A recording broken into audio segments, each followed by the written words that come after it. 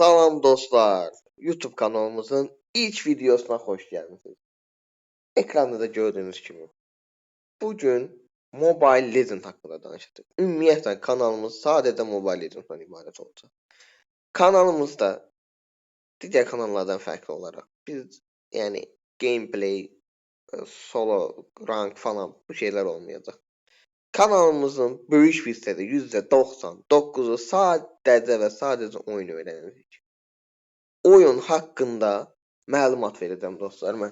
Çünki görürəm ki, Azərbaycanda Mobile Legends haqqında belə, yəni öyrədici video çəkən adam azdır. Ümumiyyətlə demək olar tapmadım. Mən bilmirəm, siz bilirsinizsə yorumlara qeyd edərsiniz. Mən görmədim. Ona görə istədim ki, Azərbaycanda da niyə bilməsin insanlar? Niyə Mobile Legends'ın oyun haqqında məlumatları olmasın? Oyuna yeni başlayanlar niyə sadəcə girib xarici kanallardan bir şey tapsın? Azərbaycan dilində də olsun, Azərbaycanlılarda da belə bir şey olsun. Deməli oyun haqqında birinci danışım. Oyunumuz dostlar 5 vs 5 oyunudur. Yəni adından görə 5 nəfərə qarşı mübarizə aparırıq. Yəni xəritəmiz də budur. ROM şəklində budur. Xəritəmiz var. Xəritəmiz gördüyünüz kimi müəyyən hissələrə ayrılıb. Oyun müddətində müəyyən vaxt aralığında oyunda dövri hadisələr başlayır. Yəni xəritədə dövri hadisələr başlayır. Bax gördüyünüz kimi oyunumuz, xəritəmiz ROM formasındadır. 3 dənə baxın kənarlardan, sol və sağ tərəfdən xəttlər var. Bir də ortadan keçən xəttlər var. Sağ və soldan keçən bu xəttlər deməli bunlar ümumiyyətlə lane adlanır. Yəni ingiliscəsində lane yol adlanır.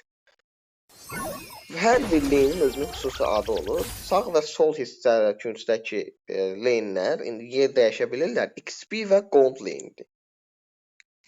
XP lane adından göründüyü kimi o hissədə biz XP qazanırıq.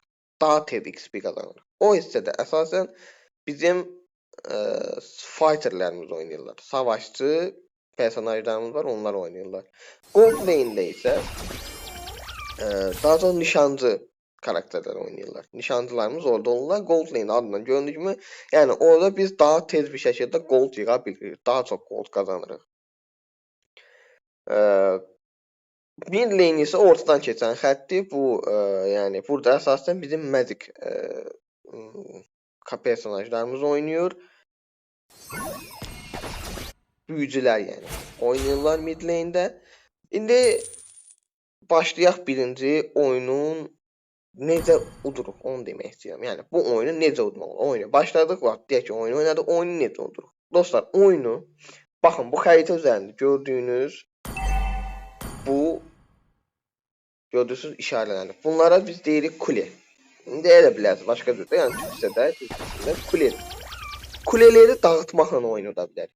Yəni bu kuleləri dağıtmadığınız müddətcə siz oyunu uda bilməyəcəksiniz. İndi sizə göstərəcəm niyə oyunu uda bilmir. Gedək bir dənə bizim kule tərəfə göstərəcəm sizə. Baxın gör. Kulelər milyonlara vurur.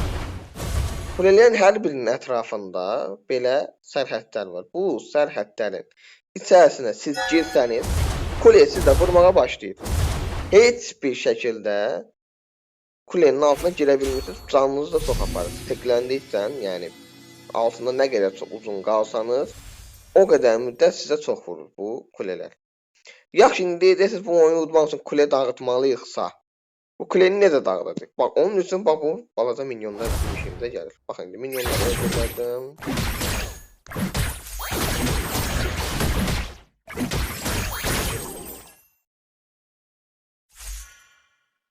Gördünüz? Yaşıl yandı. Artıq mən bunun altına girə bilirəm. Bunun altında minyon olduqda mən bu kuleye vura bilirəm. Nə vaxt ki altında minyon qutardı, bax onda artıq mən bunun altında girə bilməm. Baxın yenə vurmağa. Yenə vurmağa başlayır. İndi mən buradan bir dənə yapay zekanı mən açım.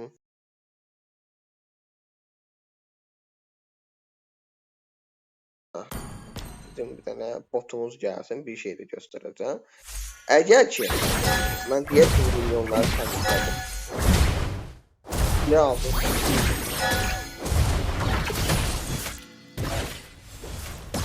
Onları təmizləsəm belə, əgər kulenin altında qarşı tərəfdən bir rəqib varsa, Avtomatik olaraq kule mənə vurmağa başlayacaq. Mən istədiyim alınmadı. Avtomatik kule mənə vurmağa başlayacaq. Niyə? Əgər varsa, yəni kule sizə vurmursa belə, əgər siz kulenin altında qarşı tərəfin rəqibinə hər hansısa bir şəkildə bir vuruş atsanız, kule sizə avtomatik çevrilir. Altda minyon olsun olmasın. Yaxşı, minyonlar təkcə bizə buna görə mi lazımdır? Xeyr, təbii ki, buna görə lazım deyil. Minyonlar həm də bizə lazımdır gold və XP üçün. Baxın, indi bir dəqiqə.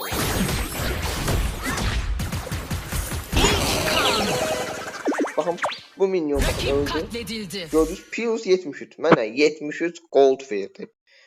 Amma minyona son vuruş etdim. Gördünüz, 66 verdi. Mənə daha çox gold gəlir. İndi 30 verdi. Amma əgər ki bu minyonun son vuruşunu alsam daha çox verir. Şimdi yanımda saxlayayım. Gold lane'də keçmənizə sizə lazım olur. Yaxşı, gold lane'də lazımdır. Yuxarıda sol tərəfdə gördüyünüz kimi dolma işarəsi var. Orada da full artıq. Minyonlar öldürsən, yəni bizim qarşı tərəfdə minyonu öldürdüksən də bizə altın gəlir, yəni XP gəlir. Pius tanklar da oyunda XP və altın bölüşə bilirlər. Bu goldlarla nə edirik? Görürsünüz, burada itemlarımız var. Goldlarla biz mağazada item satın ala bilirik. Itemlar bizi oyunda irəli keçirir və bizə xüsusi necə deyim, niteliklər, xüsusiyyətlər verirlər bizə. Baxın, məsələn, 810 pulumu yığdım. Bunun bir dənəsini ala bildim. Bu mənə xüsusiyyətlər verir. Aşağısında hər bir itemin oyunda xüsusiyyətləri yazılır. Hər bir item haqqında xüsusi bir şəkildə mən danışacağam. Itemlar nəyə görədir, nə zaman götürməlisiniz, nəyə qarşı götürməlisiniz, buna dair də mən videolar çəkəcəm, narahat olmayın. İndi milyonları və kuleləri başa düşdük. Yaxşı, kuleləri dağıtdıq. Oyunu udmaq üçün də biz son baxın bu beyzi dağıtdıq. Bu beyzləri. Bunlar beyzləri. Bizim də beyzimiz var, qarşı tərəfində beyzi var. Beyzləri dağıtdıq. Milyonları buradan.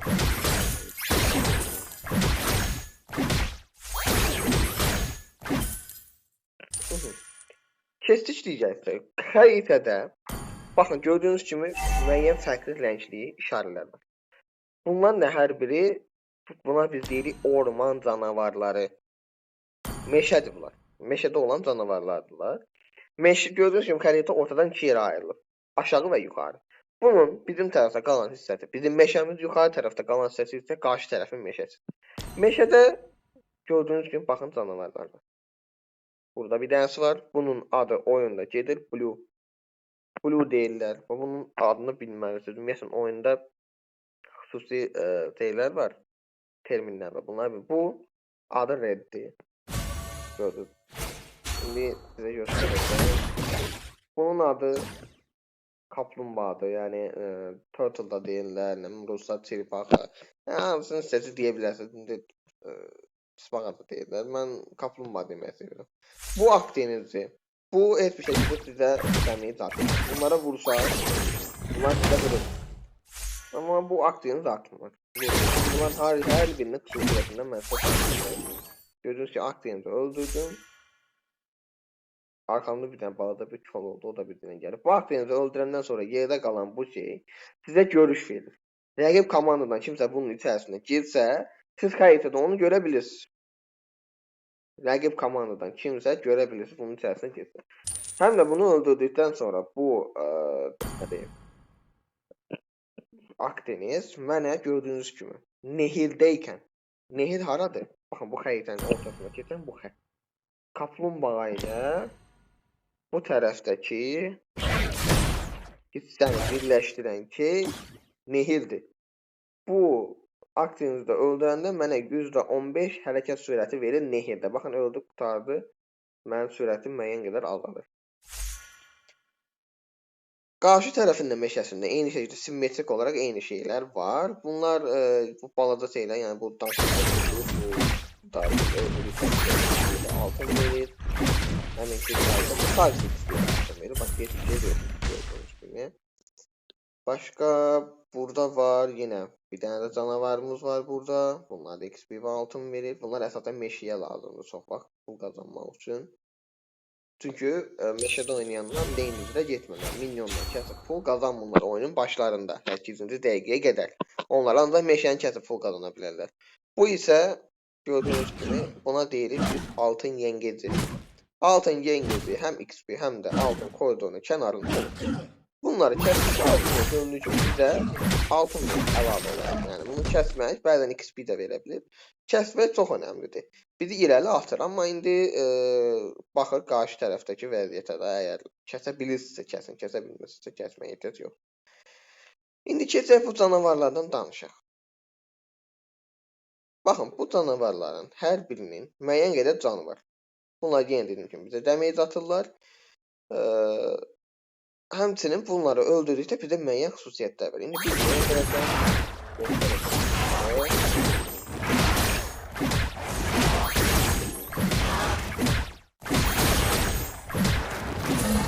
gördük. Altında bir dənə mavi rəngdə bir şey çıxdı.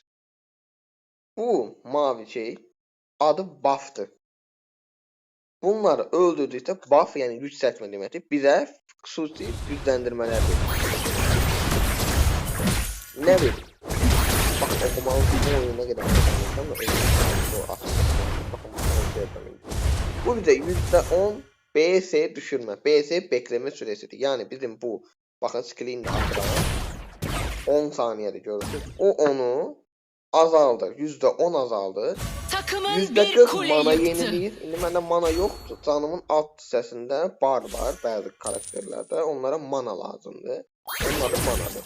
O mana bitdikdə siz skillləri işlədə bilmirsiniz. Bunların üstünə X düşür.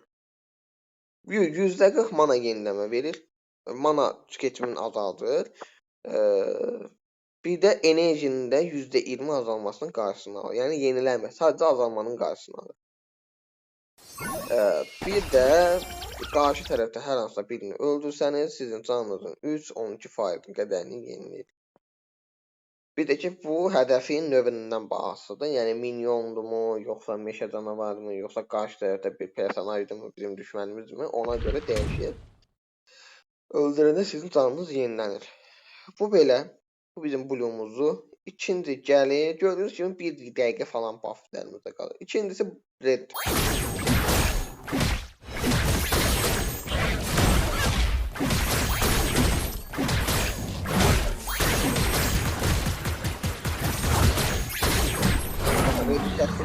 Aşağıda kırmızı renkli bir işarə çıxdı. Bu da kırmızı buff'dır. Kırmızı buff bizə nə kimi xüsusiyyətlər verir? Bu bizə %5 uyarlanabilir penetrasyon qazandır. Penetrasyon nədir dostlar? Penetrasyon budur ki, yəni sizə burada siz physical damage atan karakterlər var. Onlar haqqında danışacağım. Bir də magical damage atan karakterlər var. Yəni büyü damage, büyü hasarı verir. Bu %5 penetrasyon budur.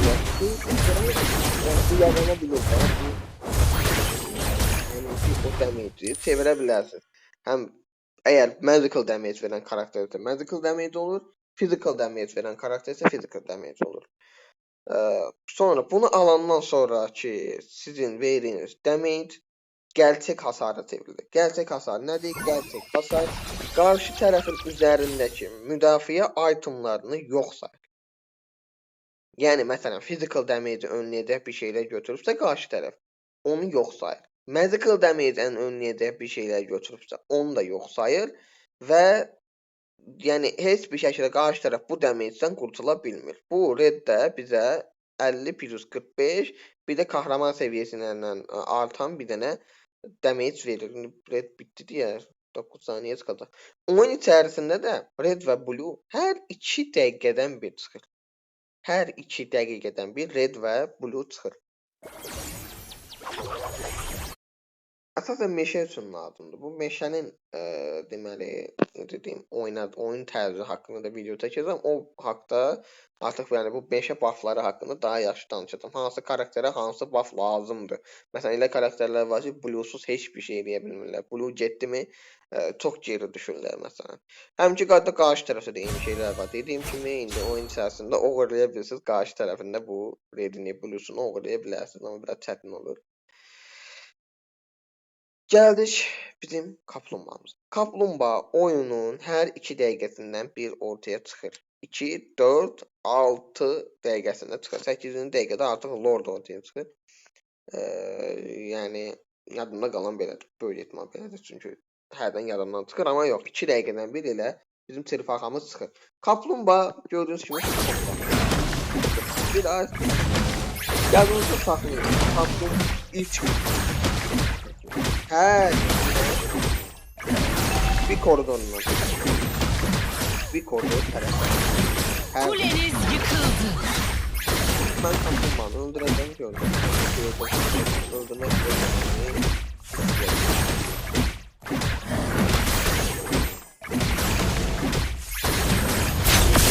Takımın kaplumbağayı katletti. Gördünüz. Kaplumbağanı öldürəndə baxın mənə bir qalxan verir. 400 plus 520, yani bu o demək ki 920 miqdarında damage'i Kuleniz saldırı engelleyebilir. altında. Həm də bu qalxan bizim fiziksel damage'imizdə 20-26, medical damage'imizdə 25-52 artır. Bu qalxan. Bu qalxan təkcə mənə mi gəlir? Xeyr. Kim kəssin, bütün komandaya bu qalxan verilir. Plus çırpaqanı kəsdikdə çırpaqa deyirəm. Çırpaqanı biz kəsdikdə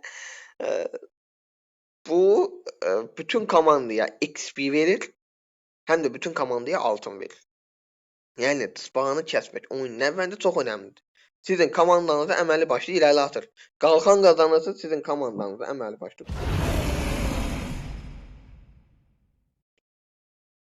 Bunu da dedik. 8-ci dəqiqədə artıq nə ortaya çıxır? Lord ortaya çıxır. Lord da gördüyünüz kimi budur. Lord hər çıxdıqda ortaya gelişir. Oyunda da görəcəksiniz, çıxanda yazılır. Lord evrimləşdi. Evrimləşməsi budur ki, Lordun canı artır. Oyun sonuna yaxın 20-ci, 25-ci dəqiqələr əgər oyun uzansa, Lordun canı çox artır. Kəsmək çox çətin olur. Lord da bu da kəsmək.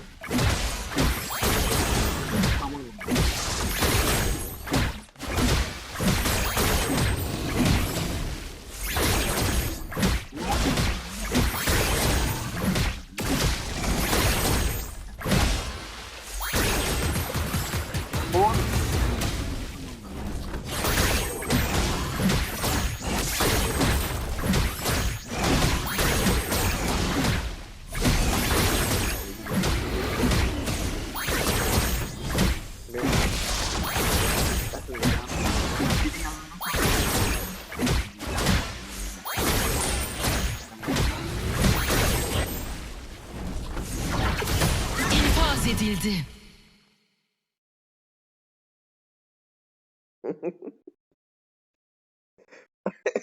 Artık demeye de hiçbir şey yok. Ay canım. Neyse. Ben de onu kesebilmeyeceğim. Savunmanı o zaman. Ramazan'da takmaya mağazalarla birlikte. Yo, Lord'u kəsdiysə, bu uzun çəkəcək bu Lord'u kəsmək. Görsel olarak göstərim. Lord'u kəssəniz, Lord kəsildikdən sonra sizin bu baxın bu balaca minyonlarınız var. Balaca minyonlarınız böyüyəcək. Balaca minyonlarınız böyüyəcək. Pure Lord sizin tərəfə. Yəni minyon gibi sizin base'inizdən kata qarşı tərəfə böyüyəcək. Yəni Lord tərəfə gelir. Bəzən mən oyunda görürəm ki, Lord'u öldürdükdən sonra komanda oyunu bilmiyorlar sonra Lord'un arkasında gelir. Sadece Lord hayır, Lord koruması var. Korumak yani, korumak lazım. Lord'u korumak. Lord sizi korumuyor.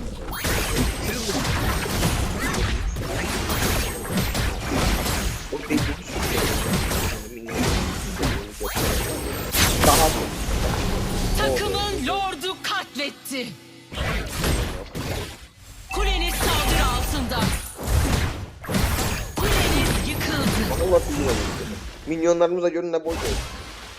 Görün ne boyda boyda. Bu Lord ne kadar şey burada kalır. Minyonlar her çıkanda minyonlar büyür. Minyonlar büyürler. Yani Lord ne kadar uzun müddet hayta üzerinde kalsa Minyonlar o qədər böyük olur və sizin kule açma şansınız artır. Çünki bu minyonlar gec ölür, plus daha çox damage atılır. Takımın bir Bu kule sizə yıktı. çox böyük bir şey yaradır, günlük yaradır oyunun içərisində. Digər xəritə üzərində yaranan şeylərdən danışaq indi sizə. Hadisələrdən. Biri də nehir akıntısıdır. Tısbağa və Lord ortaya çıxanda nehir Takımın bir axmağa kule başlayır. yıktı. Baxın bu nehir axmağa başlayır. Tısbağa harada çıxırsa, çıxan momentdə nehir o istiqamətə axır. Oyun bitdi.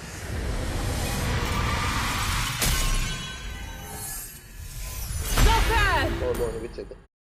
Neyse, nehir olsa videoda bitiriləm olsa burada nehir o istiqamətdə axmağa başlayır və nehir istiqamətlə, yəni axın istiqamətdə siz qaçsanız sizə sürət verir, hərəkət sürəti verir. Çox böyük hərəkət sürəti verir. Deyəsən %200-ə, 300-ə yaxın hərəkət sürəti verir. Tısbağanı öldürdükdə isə artıq əks istiqamətə axmağa başlayır. Bir müddət davam edir, sonra isə gerir. Bu da belə nehir akıntısı bundan ibarətdir. Başqa baş verən hadisələrdən, aha, bunu göstərməliyəm artıq. Bunun qaçarı yoxdur. Bir dənə də girək.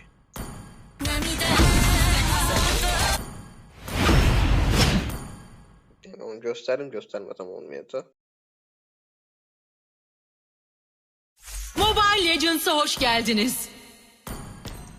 Aha, nə başlayır? Oyunun Düşmanlar 5 saniye sonra savaş alanına ulaşacak. Hepsini ez ve geç. Bu ileride Minyonlar doldu. Bakın indi. Kulenin indi birazdan çıkmalıdır. Gördün? Kuleler sarı renkte oldu. İlk kuleler hamısı sarı renkte oldu. Bu kuleye əlavə qalxan qazandırır. Hər birinin önündə gözlük qalxan var. İndi eğer amma qalxan qalxanında 5 dəqiqə müddətində 5 dəqiqə sonra siz bu qalxana vursa, baxın. Altın yönetilir. Bu kulenin sarı xətti sənə qədər altın yığmaq mümkündür. Yığa bildiyiniz qədər yığın irəli keçsədir. Yəni qarşı tərəf də təbii ki o kulesini qoruyacaq da. Yəni onu öldürə bilsək keçib tez bir şəkildə oradan altın yığa bilərsiniz. Bu oyun dəyişir. Gameplay indi bu oyundan ataram böyle ehtimal bir dənə hesabına yerləşdirərik. Aha 5 dəqiqə müddətində bu olur. Başqa olan bir şeylərdən biri də nədir bizdə? Son kulelər deyəsən ya 5 dəqiqə ya 3 dəqiqə müddətində patlama edir. Patlama etkisi budur ki, yəni ora minyon və ya bir karakter və ya lord gəldikdə o patlayır və geri itələyir. Yəni kuleni aşmağa icazə vermir. Son kulelərdə bu var.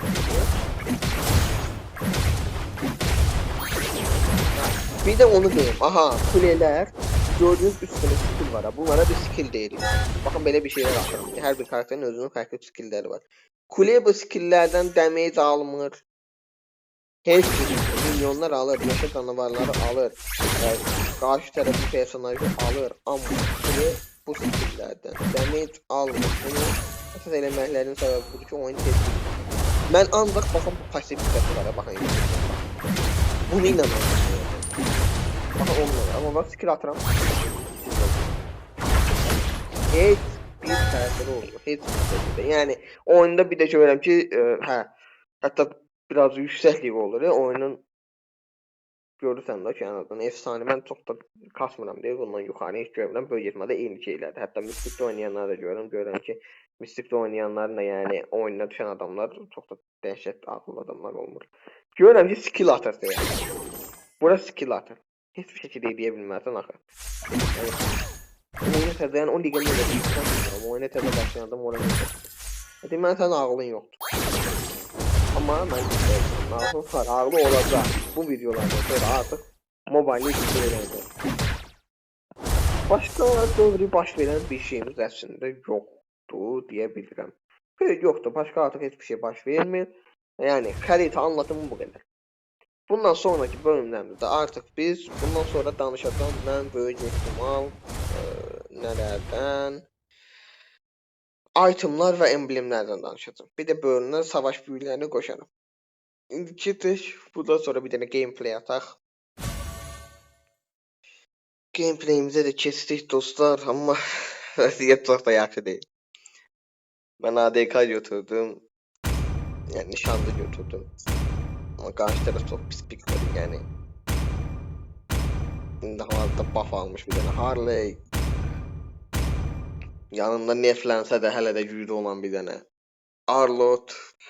Nə bilim. Hələ bir Hanabi görməkdən bezmişəm dostlar artıq həqiqətən. İnsan nə qədər oyunda Hanabi görər axı. Z demirəm, Zushin'ı demirəm. Zushin bezdirəcək elə bizi. Estes qoymayacaq bunları ölməyə. Yəni güvənliyim burada Xbox'u bəlkə yaxşı oynayır. Mobile Legends'a hoş geldiniz. Güvənlik lazım. Bu oyunda bir şey yardım faslı. Heç kimə güvənliyim. Düşmanlar 5 saniye sonra savaş alanına ulaşacak. Hepsini Sadece ez ve siz geç. Minyonlar doldu. Yəni tanka güvənim, Raşe'nin Desteğe ihtiyacım meşəyə var. güvənim, meşə gəlir indi irəli çıxamıyor heç bir şəkildə. Heç kimə güvənmir. Melisa güclü bir karakterdir. İndi metadan çox da xəbərim yoxdur. Metada qalıb. Rakip turuncuyu almıyor. İndi bu sezon bilmirəm metada vardı. Bir de... Oh.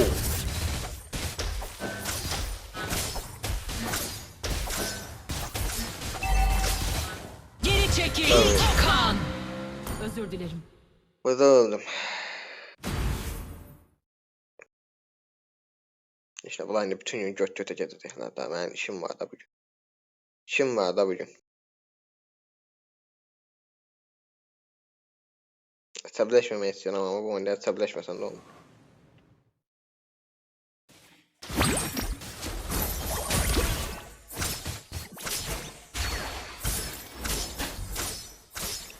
İşte bu bunun arkasına çəkilmədə. Onun arkasına çəkilməməyə mənə çox yaxşıdır. Geri Get, çekil. Get qadınım get. Get. Doğal lane eləmək Geri çəkil. istəmirəm. Mənə bir xeyrin yoxdur. Bunlar da belə parmıyordum. Belə çıxır ki bunlar yan yanaşı gedir. Evet. Geri çekil. Rakip seviye 4 oldu. Takım arkadaşın katledildi.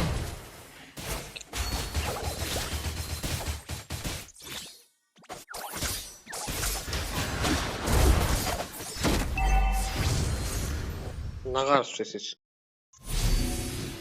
Takım arkadaşın katledildi.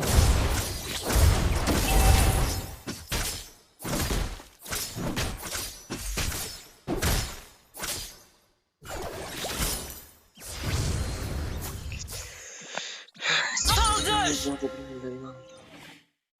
Hareket bu hareketten ne? Geri çekil de beni öldürteceksin bir para. Geri çekil. Takımın kaplumbağayı katletti.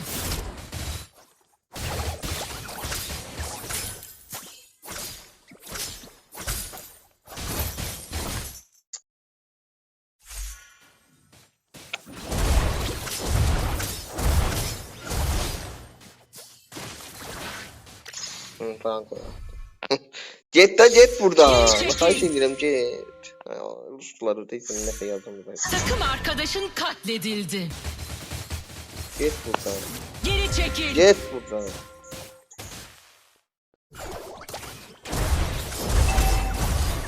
Ona beni de var. Düğün kaçar. Farmına ben yedi ya. 1700. 500. Aldım. Hiçbir şey diyebilmezsen hemen ben bunun altından çıkmaram. Değerli değil yani. Düşman katledildi. Böğrüne bir tane Estes'ten oyuncu oldu bu fikirdeşler ama böyle yani. Lane tutmaya da bakalım. Vur vurabildiğin kadar.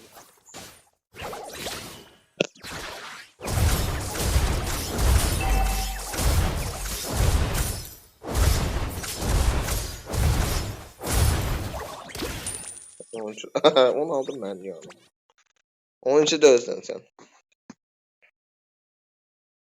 Hana bir dənə həmişə belə olur. Yəni qarşınızda Hana bir gəlsə birinci belə manyak. Bayaqdan heç bir şey deyə bilmiyorum. Tabii sadəcə Düşman minyon katledildi.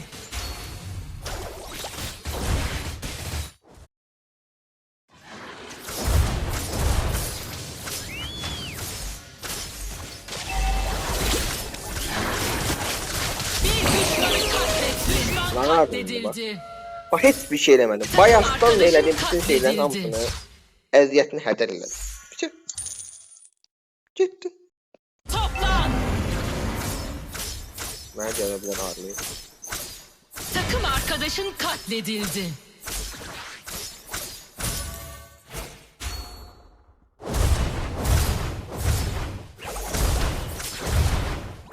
Takımın kaplumbağayı katletti.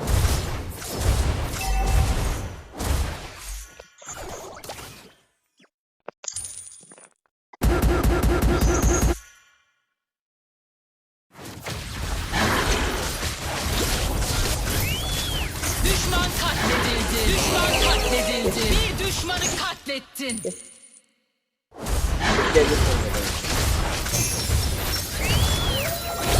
Takım arkadaşın katledildi. Takımın bir kule takım arkadaşın katledildi. Düşman 2'de 2 attı. Çok az gözlü elədim. Çok az gözlü elədim. Yok. Biz altında ne verdik? Altında berabereyiz. Beraberiz. Altında gerideyiz.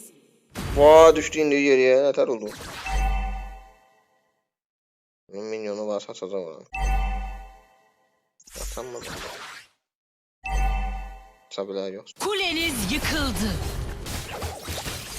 Kuleniz yıkıldı. Oy, aygısın işte. Düşman katledildi.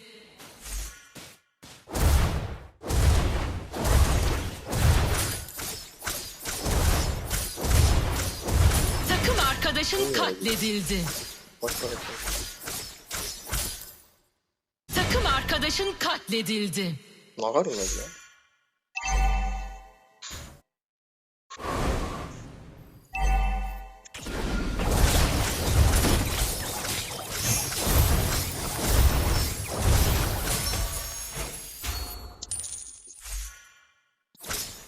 Saldır! Alanı yıktı geçti. Orada neler nasıl oldu orada? Kaplumbağada toplan. Bir düşmanı katletti. The boy. Düşman kaplumbağayı katletti. Düşman katledildi. Buraya kadar.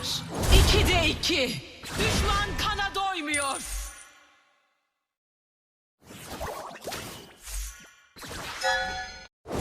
Oh. Selamat bak, bir daha.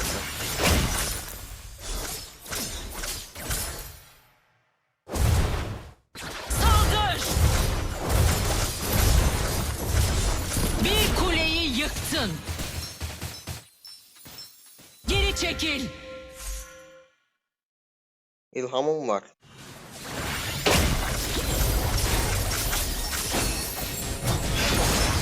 Katledildin. Takım arkadaşın katledildi.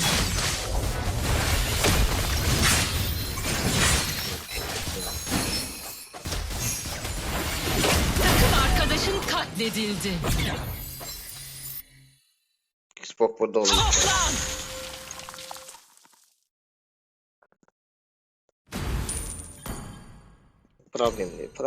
Problem değil. 5273 şey çektim. Ganabini çektim Ganabi. Oy.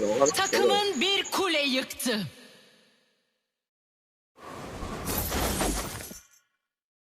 Aha o farmını götürdü. Ben farmım var mı? Nerede daksan?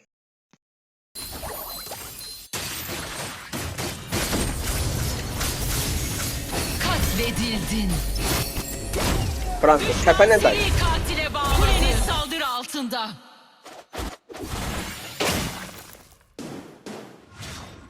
Kuleniz yıkıldı. Acayip oyunları tutabilmem ki bunlar ne oldu? Üst kuleniz saldırı altında. Bayını gitti bura.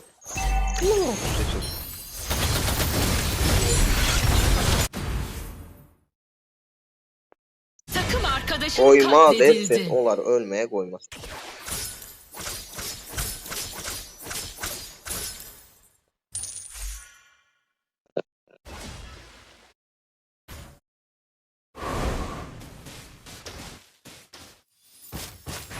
Takım arkadaşın katledildi.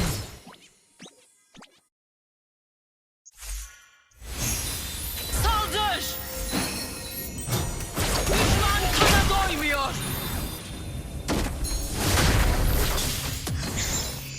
Düşman lordu katletti. Hiç oynayabilmirəm ben bu. Düşman katledildi.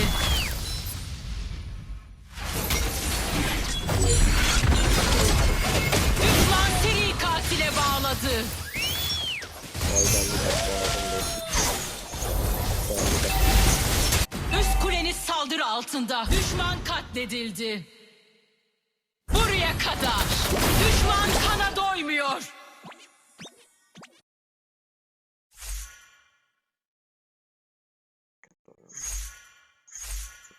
Oynamalıyım. Rakip lorda saldır.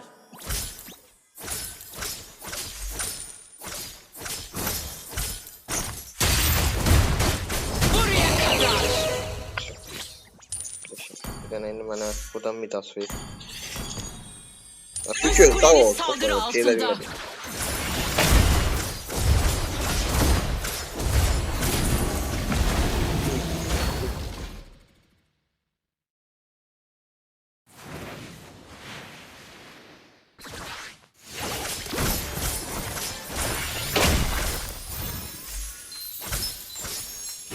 Saldırı altında. Bir düşmanı katlettin. Ben böyle gel. Ben canım hayvanım.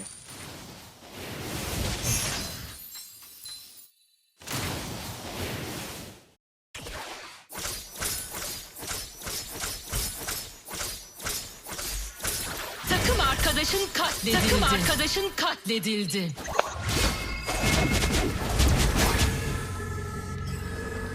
Katledildi. Hiçbir şey yoktu. Bir de damdı canımı yenileyebilseydim.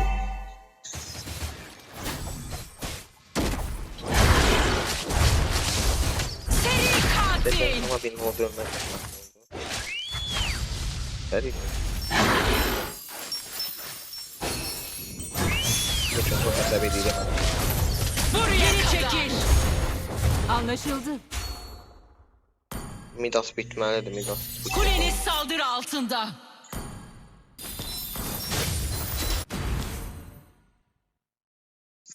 Bak bak. Kuleniz yıkıldı. Takım arkadaşın katledildi.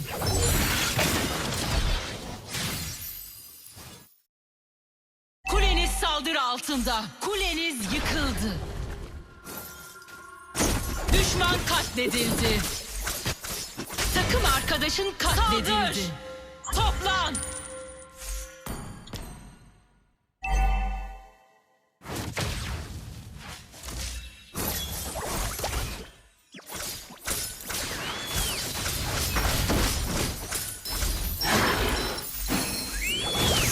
Takım arkadaşın katledildi. Kuleniz saldırı altında. Düşman katledildi. Gözü de esirse bir de patlan basa. Görsün onu. Ölme gözü.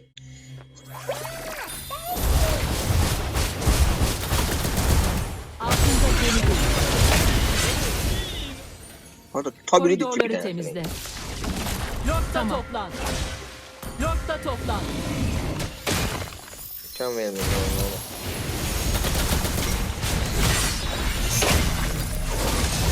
Düşman lordu katletti. Takım arkadaşın katledildi. Bunu götür.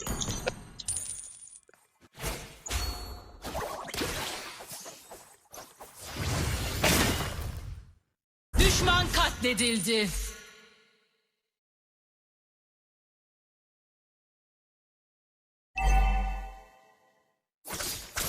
2'de 2. 2.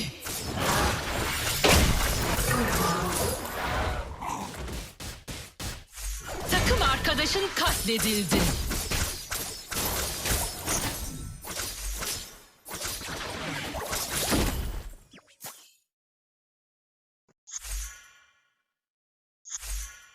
Lane'leri tutun. Rakip Lord'a saldır. Rakip Lord'a saldır. Kuleniz saldırı altında. Toplan. Geri çekil.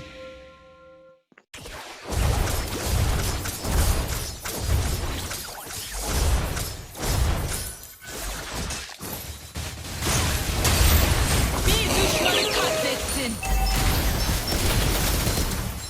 Üst kuleniz saldırı altında. Yardımsız skor. Midasımı aldı da.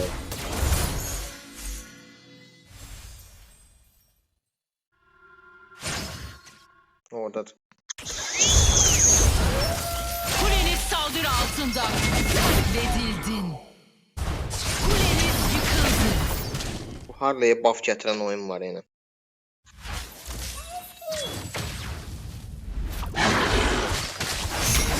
Buraya kadar. 2'de 2.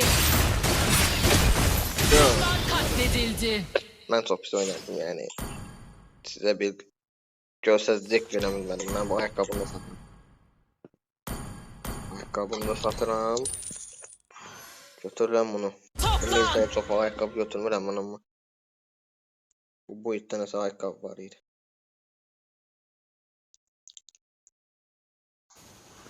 Ne oynadım o fərqli. Qınamayın. Bugün 3-4 tane oyun oynadım. Hamısında axmaq adamlar düşüb, bu səfər yaxşı adamlar düşüb, mən pis oynayıram. Buraya kadar.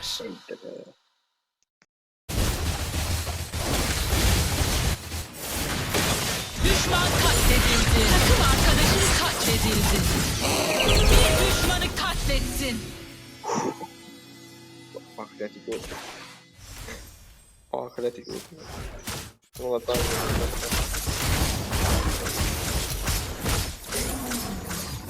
Toplan. ben yenileyim adıyla. Toplan. Özür dilerim.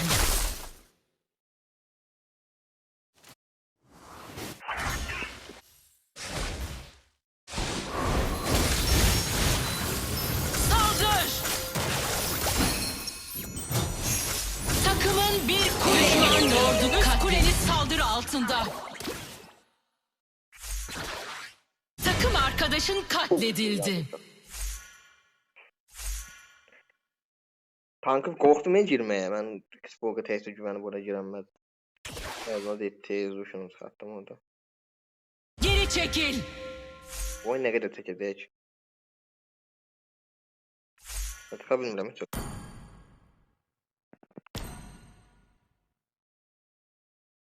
Nasıl?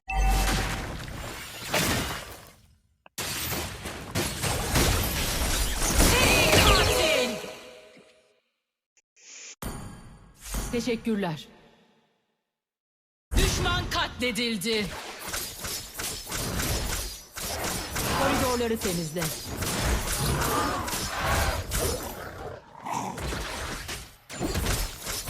Saldır. Toplan.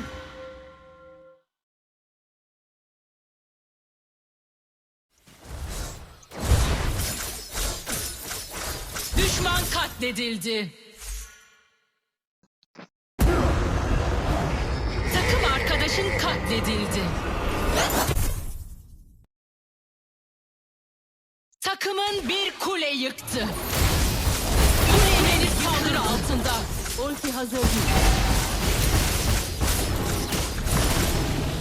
Saldır.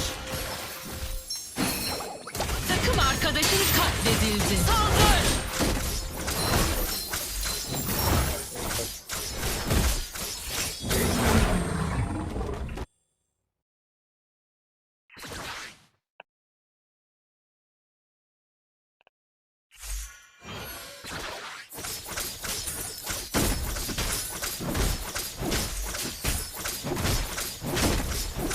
Oyun nefes o saat getir. Ulti hazır değil. Anlık infaz.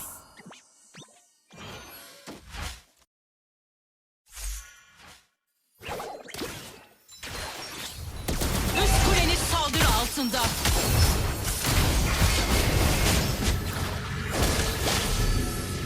Üst kuleniz saldırı altında.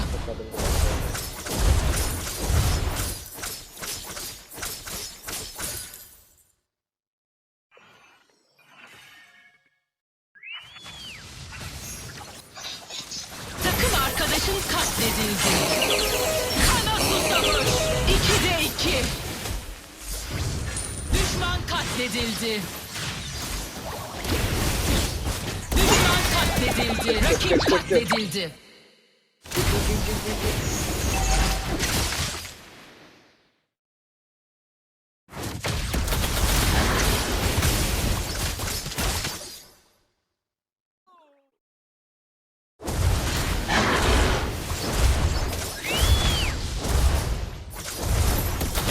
Nokta toplam.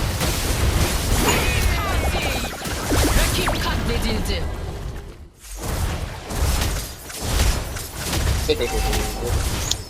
Səbirlə oynamaq lazımdır. Səbirlə oynasan budur. Zafer. Bu qədər.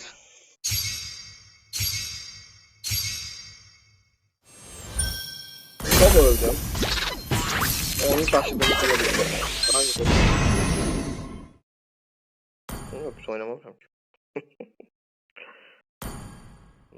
%27 damage atmışam. 4. Videomuz bu kadarıydı dostlar. Takipçilerden günde bir tane belə açıqlayıcı video çəkim, arkasında bir tane gameplay. İndi gameplayləri hər dəfə udduğum gameplayləri ataram mı demirəm. Yəni elə vaxt olar ki, əsəbləşərəm, çox tilt olaram, solayam çünki. Yəni atmaram. Yəni uduzum, luz oldum videoları da atarım, amma yaxşı oynadığım bir oyun. Yəni baxarıq. Oldu. Sağ olun. Özünüzə